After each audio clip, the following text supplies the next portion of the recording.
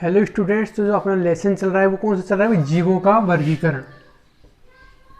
जीवों का वर्गीकरण। इससे लास्ट क्लास में हमने पढ़ लिया भाई जो जीव होते हैं उनको किस प्रकार से वर्गीकृत किया जाता है।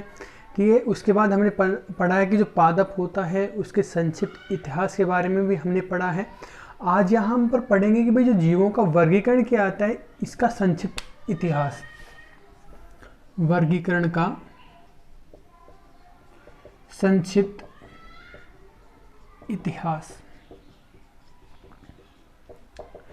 इस टॉपिक के अंतर्गत हम पढ़ेंगे कि भाई जो जीव होते हैं, ठीक है, उनको विभिन्न वैज्ञानिकों के द्वारा क्या किया गया है? वर्गीकृत किया गया है।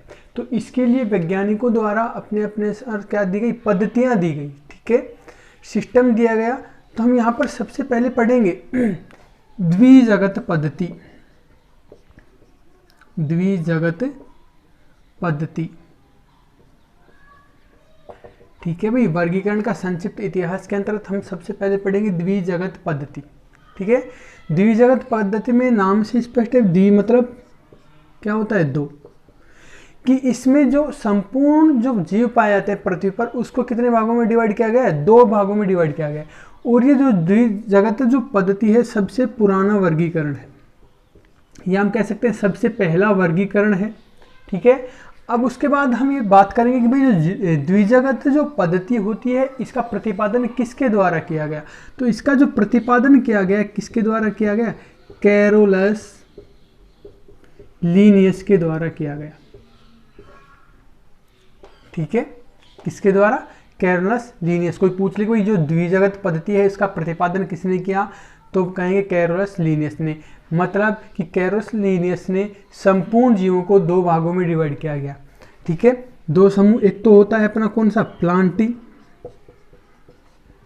ठीक है, प्लांटी से नाम स्पष्ट है कि में क्या होता है? प्लांट्स। कि इसमें सभी प्लांट्स रखे गए। प्लांट्स की बात करें तो विभिन्न प्रकार के प्लांट्स, जैसे कि भाई हम बात करें शैवाल की, ठीक है, कवक की, ब्रायोफाइट्स, टेरिडोफाइट्स, मतलब सभी प्लांट्स।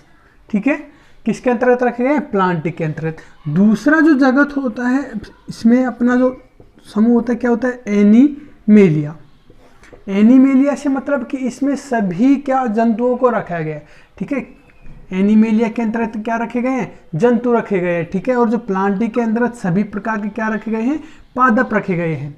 यहाँ तक क्लियर है भाई? द्विजगत पद्धति में जो कैरोलस लीनियस का प्रतिपादन किया, यहाँ तक क्लियर है। उसके बाद हम बात करते हैं कि इसमें दो जगत होते हैं, एक तो प्लांटी और एनिमेलिया। प्लांटी के अंतर्गत प्लांट मतलब पादप, इसमें सभी प्रकार के पादप रखे गए हैं, मतलब छोटे से लेकर सभी बड़े जो पादप हैं इसमें रखे गए हैं। इसके अलावा दूसरा होता है अपना एनिमेलिया। एनिमेलिया में जितने भी जो जंतु होते हैं उन सबको रखा गया है। नेक्स्ट अपना होता है त्रिजगत पद्धति।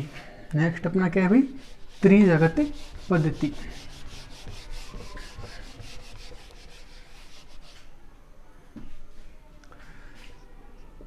त्रिजगत पद्धति जिसको हम बोलते हैं थ्री किंगडम सिस्टम भी बोलते हैं।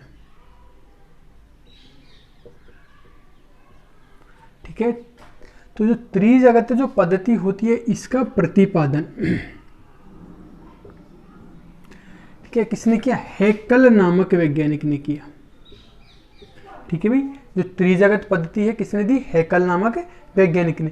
तो हैकल ने क्या किया भाई? तीन जगत बनाए। ठीक है, तो इसमें सबसे पहला होता है अपना प्रोटिस्टा, सेकंड होता है अपना प्लांटी, और थर्ड होता है अपना एनिमेलिया।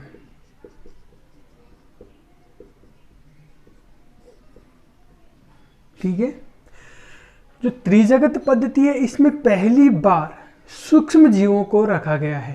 भाई जो सूक्ष्म जीव होते हैं उनमें भी तो रेस्पिरेशन वगैरह एक प्रकार से जीवन पाया जाता है, तो उसको सबसे पहले त्रिजगत में रखने का काम किसने किया? हैकल ने। ठीक है, तो उसके आधार पर उन्होंने जीवों के कितने जगत बना दिए भाई? तीन। सबसे पहला प्रोटिस्टा, प्लांटी, एनिमेलिया। तो जो प्रोटिस्टा होते हैं इसके अंतर्गत हम बात करें तो सबसे पहले किसको रखा गया है? सूक्ष्म जीवों को रखा गया है। ठीक है, प्रोटिस्टा के अंतर्गत किसको रखा गया है? सूक्ष्म जीवों को रखा गया है।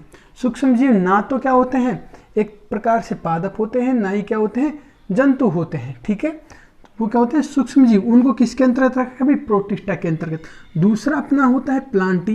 प्लांटी के अंतर्गत हमने पहले ही बता दिया, प्लांटी के अंतर्गत किसके, जो सभी प्रकार के जो पादप हैं उनको रखा गया है। उसके अलावा जो थर्ड जगत होता है वो क्या होता है? एनिमिलिया।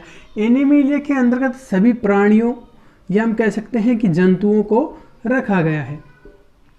तो कोई पूछ ले आपसे कि भाई जो प्रोटिस्टा जगत है उसका प्रतिपादन किसने किया, तो प्रोटिस्टा जगत का प्रतिपादन किसने किया? हैकेल ने किया। यहाँ तक क्लियर है? तो ये था अपना त्रिजगत पद्धति। यहाँ तक क्लियर है? उसके बाद नेक्स्ट अपना जो टॉपिक रहेगा वो है चार जगत पद्धति, या हम कह सकते हैं चतुर्जगत पद्धति। चतुर्जगत पद्धति। तो अभी हम यहाँ पढ़ेंगे कि भाई हमने पढ़ा है कि भाई जैसे जैसे पहले जब वर्गीकरण हुआ तो साइंस इतनी विकसित नहीं थी, तो उसके बाद हमने द्विजगत और त्रिजगत पढ़े।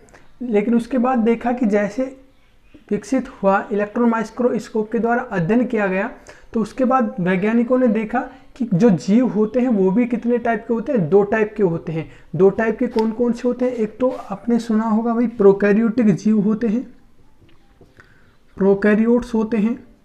दूसरा होता है यूकैरियोट जीव होते हैं। इसके बारे में हम आगे डिटेल से पढ़ेंगे भाई प्रोकैरियोट्स क्या होते हैं, यूकैरियोट्स क्या होते हैं। तो एक बार हम बेसिकली बताते हैं प्रोकैरियोट्स क्या होते हैं, कि जिनमें एक हम कह सकते हैं सुविकसित केंद्रक का अभाव होता है, या हम प्रो का अर्थ क्या होता है? प्रिमिटिव। प्रिमिटिव या हम कह सकते हैं इसको हिंदी में आधे। और कैरियोट्स का मतलब क्या होता है? केंद्रक होता है भी, या कह सकते हैं न्यूक्लियस। तो जिसमें आधे केंद्रक पाया जाता है, मतलब ऐसे जीव जिसमें हम कह सकते हैं कम विकसित प्रकार का केंद्रक पाया जाता है, प्रोकैरियोट जीव कहलाते हैं। ठीक है। दूसरा होता है यूकैरियोट जीव। यू का मतलब होता है वेल। वेल का मतलब क्या होता है? सुविकसित एक प्रकार से। और कैरियोट्स का मतलब वही क्या होता है? केंद्रक होता है। तो कुछ ऐसे जीव होते हैं कि जिनमें सुविकसित केंद्रक पाया जाता है, वो कौन से जीव कहलाते हैं? यूकैरियोट जीव कहलाते हैं। तो केंद्रक के आधार पर भी जो जीव होते हैं कितने प्रकार के होते हैं? 2, प्रोकैरियोट्स और यूकैरियोट्स। ठीक है। इसके आधार पर फिर उसके बाद कोपलैंड वैज्ञानिक ने अपना एक वर्गीकरण दिया, पद्धति दी, जिसको हम बोलते हैं चतुर्जगत पद्धति। यहाँ तक क्लियर है? तो चतुर्जगत जो पद्धति है इसका प्रतिपादन किसने किया भाई? कोपलैंड नामक वैज्ञानिक ने किया।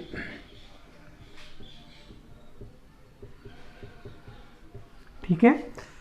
चतुर्जगत जो पद्धति है इसका प्रतिपादन किसने किया? कोपलैंड वैज्ञानिक ने। चतुर्जगत मतलब 4 किंगडम। इसका मतलब आप समझ गए कि उन्होंने जो संपूर्ण जो जीव जगत है उसको कितने भागों में डिवाइड किया भाई? 4 भागों में विभाजित किया। तो उनके 4 जगत कौन कौन से होते हैं? उनमें जो उनका जो सबसे पहला जो जगत उन्होंने दिया, क्या दिया भाई? मोनेरा दिया। ठीक है। सेकंड जगत दिया उन्होंने, क्या दिया? प्रोटिस्टा। थर्ड दिया उन्होंने वही प्लांटी। और फोर्थ दिया एनिमेलिया। ठीक है। इस प्रकार कोपलैंड ने कितने जगत बनाए? संपूर्ण 4 जगत। तो हम मोनेरा की बात करें तो मोनेरा के अंतर्गत उन्होंने रखा भाई किसको? प्रोकैरियोट्स को रखा। प्रोकैरियोट्स हमने बता दिया कि भाई कुछ जीव ऐसे होते हैं जिनमें स्पष्ट केंद्रक का अभाव होता है, क्या कहलाते हैं? प्रोकैरियोट्स जीव। अब हम बात करते हैं कि भाई प्रोकैरियोट्स जीव होते कौन कौन से हैं। तो प्रोकैरियोट्स जीव की बात करें तो होते हैं एक तो जीवाणु, जिसको हम बोलते हैं बैक्टीरिया, और नील हरित शैवाल आदि जो जीव होते हैं किसके अंतर्गत आते हैं? प्रोकैरियोट्स के अंतर्गत। इसके अलावा और हम बात करें तो माइकोप्लाज्मा जीव होते हैं, सूक्ष्म जीव, माइकोप्लाज्मा। तो इन सब को किसके अंतर्गत? प्रोकैरियोट्स को किसके अंतर्गत रखा गया है? मोनेरा जगत के अंतर्गत रखा गया है। यहां तक क्लियर है? उसके बाद सेकंड था अपना प्रोटिस्टा। प्रोटिस्टा के अंतर्गत रखा गया है एक कोशिकीय यूकैरियोट जीवों को रखा गया है। ठीक है। प्रोटिस्टा के अंतर्गत किसको रखा गया है, एक कोशिकीय यूकेरियोट्स जीवों को रखा गया है। उसके बाद थर्ड था इनका प्लांटी। प्लांटी के अंतर्गत हमने बता दिया कि भाई सभी प्रकार के पादप रखे गए हैं, ठीक है। और एनिमेलिया के अंतर्गत सभी जंतु रखे गए हैं या सभी क्या रखे गए हैं, प्राणी। तो इस प्रकार ये था कोपलैंड का चतुर्जगत पद्धति। यहाँ तक क्लियर है। उसके बाद नेक्स्ट लास्ट है पंचजगत पद्धति। तो नेक्स्ट अपना क्या है भाई, पंचजगत पद्धति। तो जो पंचजगत अवधारणा किसने दी या इसका जो प्रतिपादन किया किसने किया, व्हीटेकर नामक वैज्ञानिक ने किया।